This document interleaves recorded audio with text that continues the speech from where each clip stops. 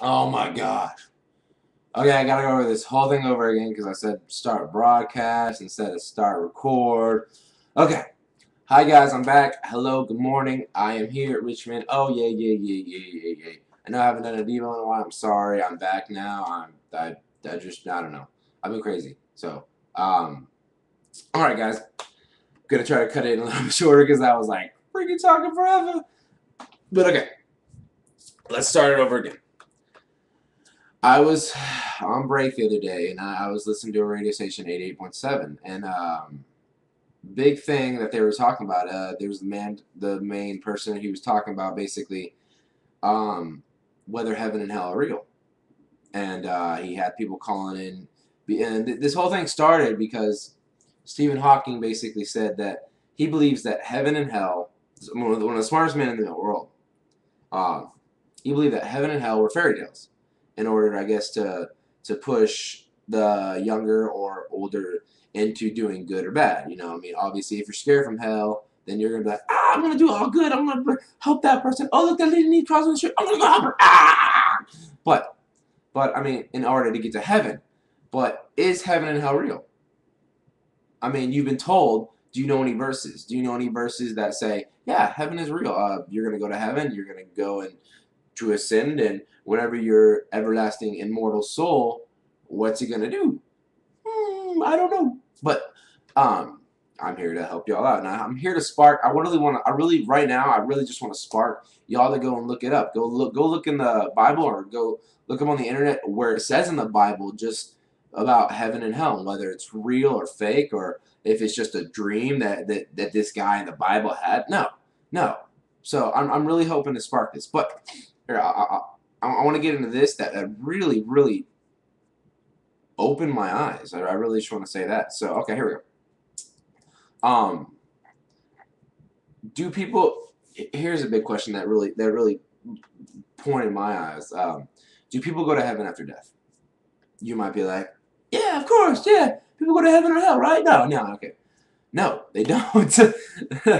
um, okay, in Acts 13:22, this is this is about David, the king of Israel. Yeah, everyone knows David. He slayed Goliath, and he became the king of Israel, and he did all this awesome stuff. And God even called him a man after my own heart in Acts 13:22. So you're like, oh, dude, this guy, totally holy, totally awesome, beautiful guy, awesome. He probably did like awesome. God's like put him on the right side of him. No, actually, he did not go to heaven. He did not go to heaven at his death. The Apostle Peter, speaking under God's inspiration, states, "Men and brethren," this is in Acts 2:29. He says, "Men and brethren, let me speak freely to you of the partridge David, that he is both dead and buried, and his tomb is with us to this day." Okay, I mean, yeah, okay, so his dead body's with us, yeah. And then he adds that David did not ascend into heaven on verse 34. And I'm like, oh my gosh, this guy, like, through the power of God, slayed a giant. Okay, so this guy's pretty holy. He's like, he's blessed. Okay, so he's blessed. And then he goes and rules Israel, and God calls him a man after his own heart. I don't want to be called that, but he didn't even make it to heaven. Right? So, okay. David is included in Hebrews 11:22. And basically making him one of those whom verse 39 says. He's incorporated in verse 39. And all of these, having obtained a good testimony through faith, did not receive the promise. The Gospel of John, written about 1,000 years after David's death, states, "No one has ascended to heaven, but he who comes down from heaven, that is, the Son of Man, God, Jesus Christ, you know, that guy." John 3:13, that's what I just read.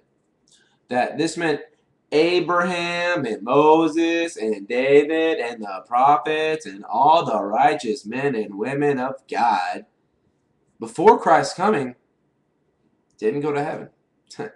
They were buried in the grave as David was. That's it.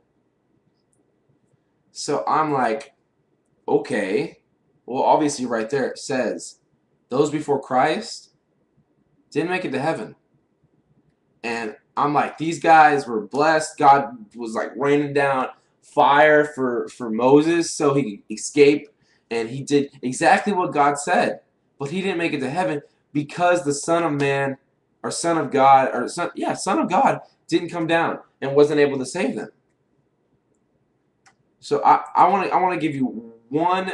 Hold on, let me see how much time I'm going. No, I'm good. Okay. But this one really spoke to me. It's I know I really hope that this really sparks you want to look and everything. But this is what really spoke to me, and gosh, I really hope it helps y'all too. Hebrews 10:19 and 20. Therefore, brothers, since we have confidence to enter the holy place by the blood of Jesus, by the new and living way that he has opened us up the curtains through his flesh. So basically,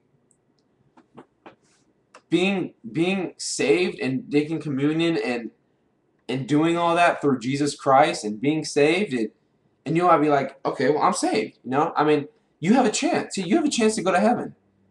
What about that guy that's in your class that you don't talk to? What about that girl that sits literally right next to you? What about your best friend that, I mean, he doesn't go to church? I mean, I mean, I would say, in order to understand what being saved is and proclaiming the God and doing all that, it takes at least a good amount of time.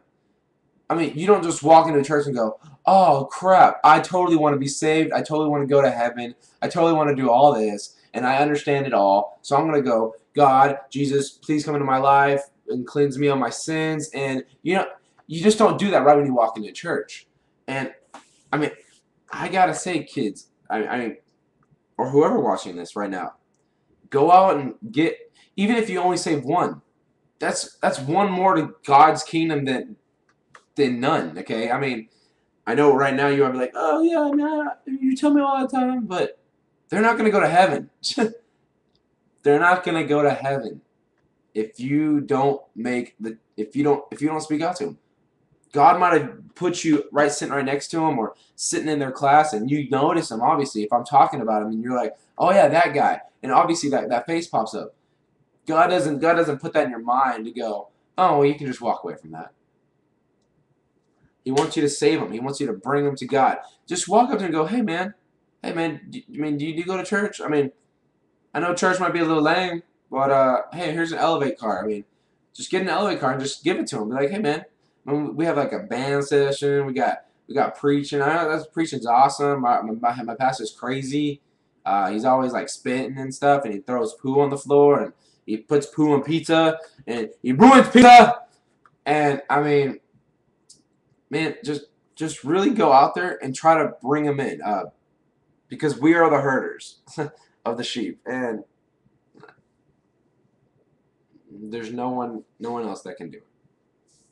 So I hope I spark some. Go look up if heaven and hell is real, because that's a 4 out of 5 people believe that we're gonna go to heaven after we live, and I don't think it's karma. I don't think if you do really good, you're gonna go to heaven. You got to be saved, and I don't think they know that. So really get on it, guys. And love y'all. Peace out. See y'all pretty soon. Blah, blah, blah, blah, blah, blah.